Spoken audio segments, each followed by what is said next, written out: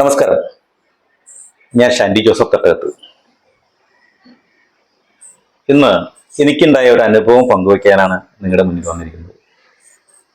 നമ്മളെല്ലാവരും സൂപ്പർ മാർക്കറ്റുകളിൽ പോകുന്ന ആളുകളാണ്. അപ്പൊ എല്ലാ നാട്ടിൻപ്രദേശങ്ങളിലും സൂപ്പർ മാർക്കറ്റുകൾ നിരവധിയുണ്ട്. പണ്ട് നമ്മുടെ നാട്ടിലെല്ലാം വളരെ കുറവായിരുന്നു, വലിയ വലിയ ടൗണുകളിൽ മാത്രമായിരുന്നു. ഇന്നിപ്പോൾ സൂപ്പർ മാർക്കറ്റുകളും ഹൈപ്പർ മാർക്കറ്റുകളും എല്ലാം നമ്മുടെ നാടുകളിലായി. പ്രത്യേകിച്ച് ഈ ഹൈപ്പർ മാർക്കറ്റിൽ സൂപ്പർ മാർക്കറ്റുകളിൽ ഓഫറുകൾ കാണുമ്പോൾ നമ്മൾ അവിടെ തള്ളിക്കയറും.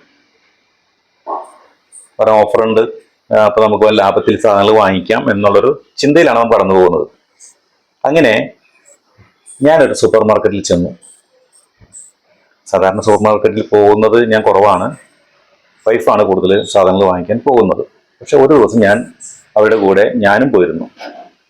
അങ്ങനെ പല സാധനങ്ങൾ നോക്കുന്ന കൂട്ടത്തിൽ സ്പ്രേ വിൽക്കുന്നതായി വെച്ച് കണ്ട് സ്പ്രേ ഒന്നിന് ഒന്ന് ഫ്രീ. ഒരു സ്പ്രേ വാങ്ങുമ്പോൾ മറ്റൊരു സ്പ്രേ ഫ്രീ ആയിട്ട് കിട്ടും. അത് തിരക്കേടില്ലാത്തൊരു ബ്രാൻഡിന്റെ സ്പ്രേ തന്നെയാണ്. ഞാൻ നോക്കിയപ്പോൾ നല്ലതാണ്. അങ്ങനെ ഞാൻ 2 ബോട്ടിൽ വാങ്ങി. അങ്ങനെ മറ്റു സാധനങ്ങളെല്ലാം വാങ്ങിയ കൂട്ടത്തിൽ ഞങ്ങൾ കൗണ്ടറിൽ വന്നു, ബില്ലടിക്കാൻ കൊടുത്തു. പലപ്പോഴും ഞാൻ കടകളിൽ ചെന്ന എല്ലാത്തിൻ്റെ വില അന്വേഷിക്കും, ബില്ലടിക്കുന്ന സമയത്തും എല്ലാം ചോദിക്കും, ആവശ്യമുള്ളതും ആവശ്യമില്ലാത്ത സാധനങ്ങളുടെയും. കാരണം നമ്മുടെ നാട്ടിൽ നടക്കുന്ന കാര്യങ്ങൾ, നാട്ടിലെ വിവരങ്ങൾ അറിയുന്നതിന് പലപ്പോഴും ഞാൻ ആവശ്യമില്ലാത്ത ചോദ്യങ്ങൾ ചോദിക്കാറുണ്ട് ഇത്തരം വസ്തുക്കളുടെ.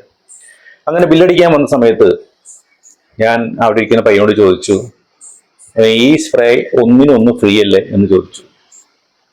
വേഗം അയാള് ഈ സ്പ്രേ എടുത്ത് നോക്കിയിട്ട് കമ്പ്യൂട്ടറിൽ ചെക്ക് ചെയ്തിട്ട് പറഞ്ഞു, സാറേ ഇത് ഇന്ന് ഫ്രീ അല്ല, ഇന്ന് 2 എണ്ണത്തിനും നമ്മൾ ബില്ല് അടിക്കേണ്ടതായിട്ട് വരും.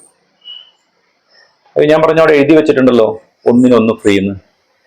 അപ്പൊ എന്നോട് പറഞ്ഞു അത് കഴിഞ്ഞു, ആ ഓഫർ കഴിഞ്ഞു. അപ്പൊ ഞാൻ പറഞ്ഞു എനിക്ക് വേണ്ട സ്പ്രേ വേണ്ട. ആ സ്പ്രേ മാറ്റി വെച്ചു. നിങ്ങളൊരു കാര്യം ശ്രദ്ധിക്കേണ്ടത്, അവിടെ ഞാൻ ഇങ്ങനെ ഒന്ന് ചോദിച്ചില്ലായിരുന്നെങ്കിൽ അവരെനിക്ക് ബില്ലടിച്ച് 2 സ്പ്രേക്കും ബില്ലടിച്ച് തരും.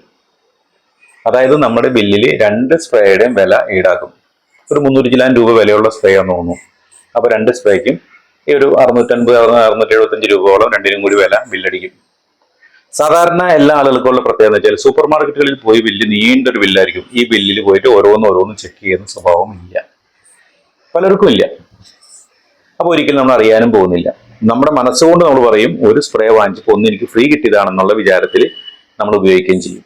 അപ്പൊ എനിക്ക് നിങ്ങളോട് പറയാനുള്ളത്, നമ്മൾ ഈ ഓഫറുകളെല്ലാം കാണുമ്പോൾ ഈ കൗണ്ടറിൽ വന്നതിന് ശേഷം നമ്മൾ കണ്ട ഓഫർ പ്രകാരം തന്നെയാണോ ഇവർ ബില്ലടിക്കുന്നത് എന്നുള്ള കാര്യവും കൂടി നിങ്ങളൊന്ന് ചെക്ക് ചെയ്യണം. ഞാനിത് പലരോട് സംസാരിച്ചപ്പോൾ പലവരും ഇത് ഇത്തരത്തിൽ ദുരനുഭവം ഉണ്ടായിട്ടുണ്ടെന്ന് പലരും പറഞ്ഞു. പിന്നെ ആരും വഴക്ക് പിടിക്കാൻ പോകാത്തത് കൊണ്ട് ഇത് പുറത്തറിയുന്നില്ല, അല്ലെങ്കിൽ അവിടെ പ്രശ്നങ്ങളില്ലാതെ പോകുന്നു. അതുകൊണ്ട് നാം ശ്രദ്ധിക്കണം. ഓഫർ പ്രകാരം സാധനങ്ങൾ നമ്മൾ പർച്ചേസ് ചെയ്യുമ്പോൾ ബില്ലടിക്കുന്ന സ്ഥലത്ത് ചെന്നിട്ട് ഈ ഓഫർ പ്രകാരമുള്ള ബില്ലാണ് അവരടിക്കുന്നത് എന്ന് ചോദിക്കണം.